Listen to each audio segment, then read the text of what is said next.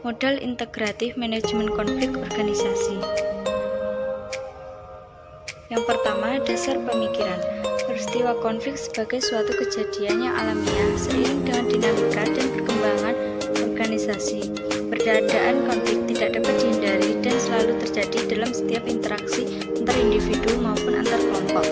Organisasi yang dinamis membutuhkan konflik pada tingkat yang optimal guna meningkatkan pemahaman terhadap masalah yang muncul dalam setiap aktivitas pekerjaan. Yang kedua, dampak yang diharapkan. Berdasarkan pemikiran di atas, maka konflik yang terjadi diharapkan dapat berdampak positif, sekalipun dimungkinkan muncul pengaruh negatif bagi kelangsungan organisasi.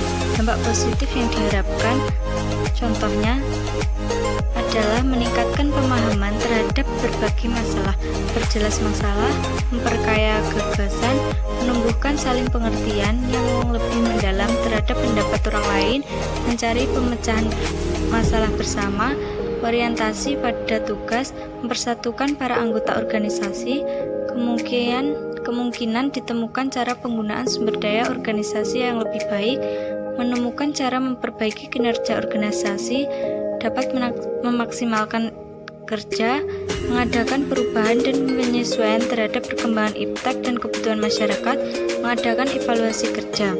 Sedangkan dampak negatif yang dimungkinkan timbul antara lain, kerjasama antar unit kerja menjadi rusak, koordinasi semakin sulit, muncul sikap otoritarian, agresivitas individu, pertentangan yang berlarut-larut, timbul sikap apatis, motivasi kerja rendah, hasil tidak maksimal, dan sasaran tidak dapat dicapai sesuai jadwal waktu. Yang ketiga, mengidentifikasi sumber-sumber konflik.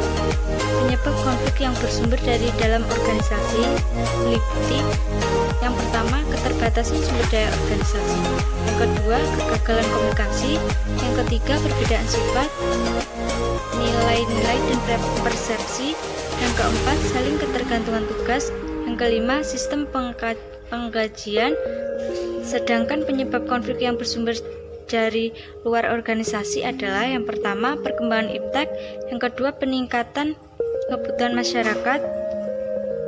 Yang ketiga, regulasi dan kebijakan pemerintah. Yang keempat,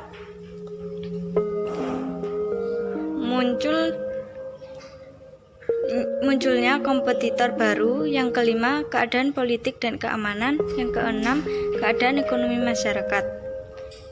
Selanjutnya poin 4, manajemen konflik dalam meningkatkan produktivitas organisasi. Perbedaan pendapat, pertentangan, ataupun perselisihan merupakan peristiwa yang lazim ditemui pada organisasi. Manajemen konflik meliputi kegiatan menstimulasi konflik, mengurangi atau menurunkan konflik, dan mengendalikan konflik. Yang selanjutnya poin B, modal stimulasi atau stimulation konflik organisasi. Sumber-sumber konflik ada dua, yaitu adanya faktor internal dan faktor eksternal.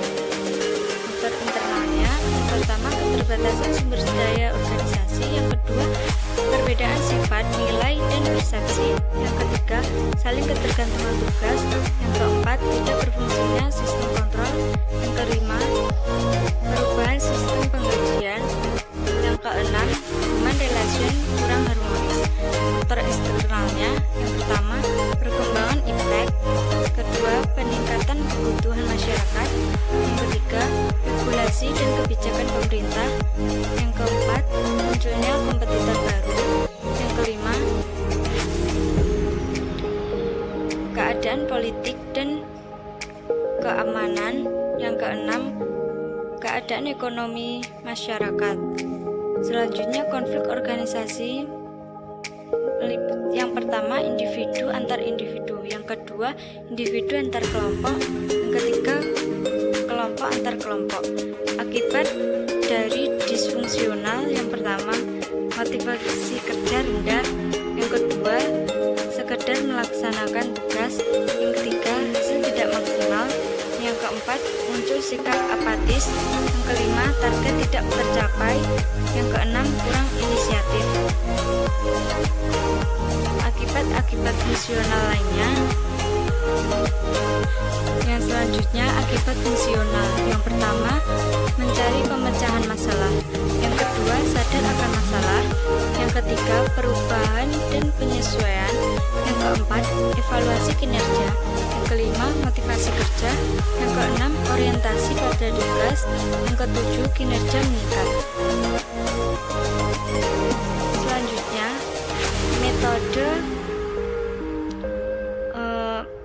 metode konflik. Yang pertama, peningkatan persaingan dengan penawaran kreatif. Yang kedua, penetapan standar kinerja. Yang ketiga, menumbuhkan ketidakpastian dalam kelompok. Yang keempat, menyampaikan informasi yang bertentangan. Yang kelima, memilih pimpinan yang lebih demokratis. Yang keenam, pembagian tugas baru. Yang ketujuh, penghargaan prestasi. Yang kedelapan, motivasi karyawan.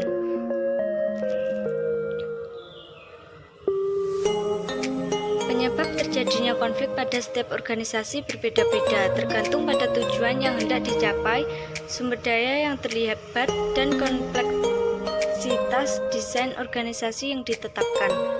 Namun demikian, secara garis besar, konflik disebabkan oleh faktor internal dan eksternal organisasi. Yang bersumber dari internal organisasi adalah keterbatasan sumber daya, perbedaan sifat, nilai, dan persepsi individu, saling ketergantungan tugas, lemahnya sistem evaluasi, perubahan sistem pengujian, dan kesalahan komunikasi. Sedangkan yang berasal dari eksternal organisasi adalah adanya perkembangan iptek, peningkatan kebutuhan masyarakat, regulasi, dan kebijakan pemerintah, persaingan yang semakin ketat, keadaan politik, dan keamanan, serta keadaan ekonomi masyarakat. Konflik yang terjadi dapat berakibat fungsional dan disfungsional. Konflik fungsional dijelaskan oleh Gibson et al. Pada tahun 1996 adalah perbedaan, tantangan, atau perselisihan antar individu atau kelompok dalam hal metode untuk mencapai tujuan dapat menguntungkan organisasi. Akibat-akibat fungsional dari konflik mengarah pada perilaku positif sesuai dengan tujuan organisasi, sehingga pemimpin berperan mengarahkan konflik agar tetap fungsional.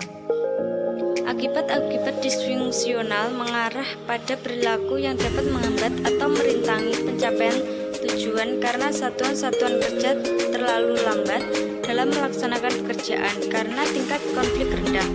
Intensitas konflik yang rendah perlu dilakukan stimulasi berupa peningkatan persaingan dengan penawaran insentif, menetapkan standar kinerja yang lebih tinggi, menyampaikan informasi yang dilakukan akan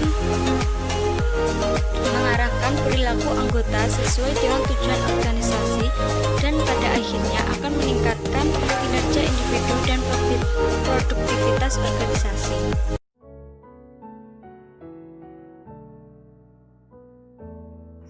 Baik teman-teman, selanjutnya pembahasan tentang model pengurangan konflik organisasi. Konflik antar individu atau antar kelompok dapat menguntungkan atau merugikan bagi kelangsungan organisasi. Karena apa teman-teman? Karena pimpinan organisasi harus memiliki kemampuan manajemen konflik agar konflik yang terjadi dapat dimanfaatkan untuk meningkatkan kinerja dan produktivitas organisasi. Mengingat kegagalan dalam manajemen konflik dapat menghambat pencapaian tujuan organisasi. Teman-teman dan Bapak dosen, mohon maaf saya tidak memakai PowerPoint karena saya belum buat PowerPoint karena HP saya hampir penuh sehingga tidak bisa menginstal aplikasi PowerPoint. Baik teman-teman, ini adalah gambar model pengurangan konflik organisasi. Ini didasari oleh pemikiran konflik yang tinggi dan dinamika organisasi dan ada indikasi perubahan yang sedang terjadi. Individu dan kelompok terlibat dalam pertentangan kepentingan ringan tentang alokasi sumber daya organisasi. Perbedaan sifat individu yang tercermin dalam perilaku kerja, perbedaan pemahaman terhadap tugas-tugas yang ditetapkan atau hubungan kerjaan tahunan yang tidak serasi dan cenderung saling menghambat. Akibat-akibat dari konflik yang terlalu tinggi, tampak dalam perilaku individu yang agresif, muncul sifat otoriter. Akibat dari sumber-sumber konflik dapat mempengaruhi keadaan disfungsional.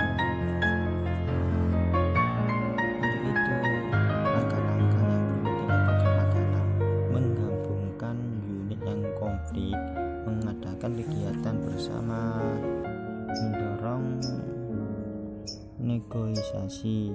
Keempat, mutasi atau rotasi jabatan. 5, menetapkan peraturan. 6, membuka forum dialog. Dan selanjutnya, untuk itu penggabungan unit yang konflik dilakukan agar kedua pihak memulai tugas baru yang menjadi tanggung jawab bersama. Selanjutnya, mengenai tentang alternatif model manajemen konflik yang inovatif. Pengembangan model pengelolaan konflik merupakan hasil interpretasi dan rekonstruksi berdasarkan kajian teoritis dengan memperhatikan kesesuaian literatur teori-teori kontemporer. Pada gambar ini merupakan alternatif model manajemen konflik yang inovatif karena konflik yang terjadi berdampak pada perilaku positif. Konflik dipengaruhi oleh faktor internal dan eksternal organisasi. Faktor internal yang mempengaruhi konflik antara lain keterbatasan sumber daya organisasi, saling ketergantungan pekerjaan, tidak berfungsinya sistem kontrol, dan adanya kekaguran dalam bidang tugas. Sedangkan faktor eksternal yang menimbulkan konflik yaitu perkembangan iptek, regulasi dan kebijakan pemerintah, peningkatan kebutuhan masyarakat, munculnya kompetitor baru, atau keadaan politik dan keamanan dalam negeri. Konflik yang muncul meliputi perbedaan kepentingan yang disingkat PK, perbedaan tujuan yang disingkat PP, perbedaan pendapat yang disingkat PP, dan perbedaan inisiatif yang disingkat PI.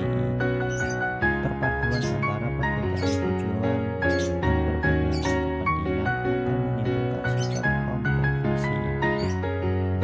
Selanjutnya, dampak konflik bersifat positif yaitu sikap kompetisi, kreativitas kerja, dinamika kelompok, usaha mencari pemecahan masalah, dan motivasi kerja. Maka pendekatan manajemen konflik yang sesuai adalah resolusi konflik.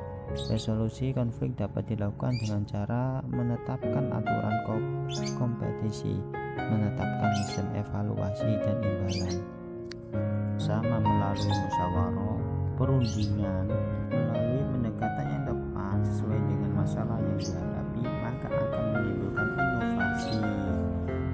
inovasi kerja dan dapat berdampak pada produktivitas organisasi secara keseluruhan. Lihat kenyataan di atas. Pimpinan suatu organisasi diharapkan mampu melihat peristiwa konflik dari segi fungsional dan segi disfungsional. Karena tidak mustahil kedua aspek dimaksud muncul secara bersama dan disebut sebagai pelaksanaan konflik bersamaan.